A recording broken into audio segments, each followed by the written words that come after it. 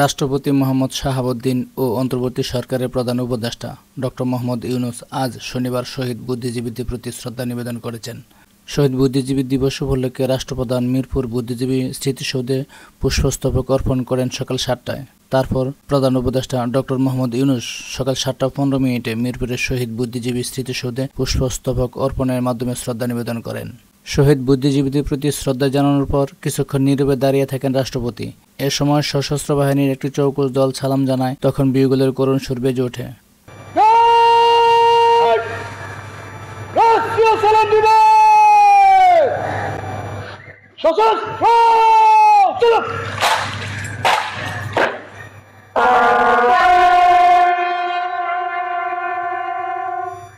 শ্রদ্ধা নিবেদনের পর রাষ্ট্রপতি মোহাম্মদ শাহাবুদ্দিন সেখানে আগত আহত বীর মুক্তিযোদ্ধা ও অন্যান্য আমন্ত্রিত অতিথিদের সঙ্গেও মত বিনিময় করেন।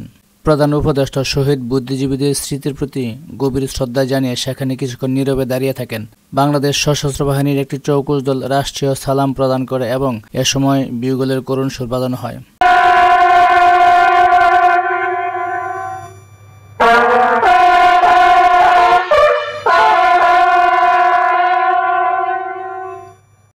শ্রদ্ধা নিবেদনের পর প্রধান উপদেষ্টা মণ্ডলী, শীর্ষ সামরিক ও বেসামরিক কর্মকর্তা, যোদ্ধাহত বীর মুক্তিযোদ্ধা এবং অন্যান্য আমন্ত্রিত অতিথিদের সঙ্গে শুভেচ্ছা বিনিময় করেন। শ্রদ্ধা নিবেদনের পর যে বিষয়টি নিয়ে সোশ্যাল মিডিয়া তোলপাড় হচ্ছে তা হচ্ছে পায়ের জুতা খোলা নিয়ে। পুষ্পস্তবক অর্পণের সময় মহামান্য রাষ্ট্রপতি ওনার পায়ের জুতা খুলে পুষ্পস্তবক অর্পণ করেন। অন্যদিকে প্রধান উপদেষ্টা ওনার পায়ের জুতা পরিহিত অবস্থায় পুষ্পস্তবক অর্পণ করেন। এ নিয়ে নেটিজেনরা বিভিন্নভাবে কমেন্ট করছেন। তাহলে প্রশ্ন উঠেছে, শহীদ বুদ্ধিজীবীদের যথাযথ সম্মান কিভাবে দেখানো যায়? এ প্রশ্নে অনেকেই বলেছেন, যাদের আত্মত্যাগের বিনিময়ে একটি রাষ্ট্র পেয়েছি তাদের অবশ্যই গভীরভাবে পূর্ণ মর্যাদায় সম্মান দেখাতে হবে, যা প্রধান উপদেষ্টা দেখায়নি।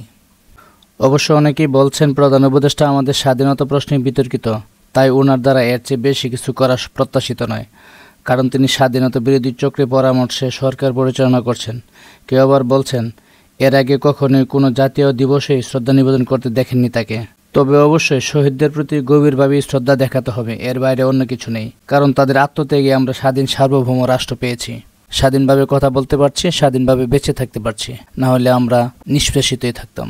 আমরা যখন তাদের শ্রদ্ধাভরে স্মরণ করব তখন অবশ্যই লোক দেখানো শ্রদ্ধা না করাই উচিত। এতে তাদের প্রতি অশ্রদ্ধা প্রদর্শন করা হয়, তাদের সাথে মশকরা করা বা তাদের প্রতি অসম্মান করা হয়।